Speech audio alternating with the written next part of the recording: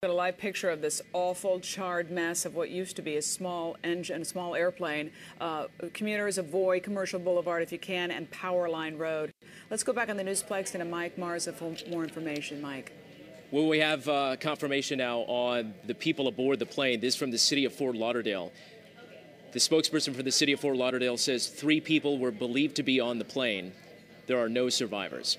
This the clarification that we've been waiting for to figure out exactly who or how many were on board the plane. But this from the city of Fort Lauderdale, 3 people on board this Piper plane, and there are no survivors. Guys.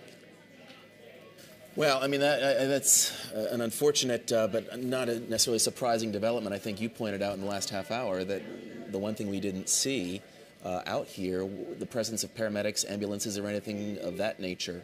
But I think Mike pointed out when we saw just the immediate moments after the impact, the smoke, the flames, you'd be hard-pressed to imagine anybody who could survive something like this. And so now the investigation begins. It'll be interesting to hear what conversation, if any, the pilot, of course, had with the control tower very nearby. And as we've heard from Stephen J. Gray bringing us these live pictures there from our helicopter, this plane crashed in a highly industrial commercial area very close to where a lot of people work in this parking lot. Nearly a dozen cars charred.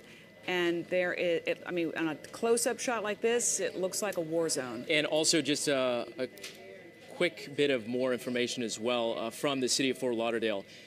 It is our understanding, or at least from the city of Fort Lauderdale, the city says that the plane was departing Fort Lauderdale Executive Airport, and it took off, banked to the right, and then crashed into that parking lot. They believe the plane is Fort Lauderdale based, and they also believe that the plane was on a local flight.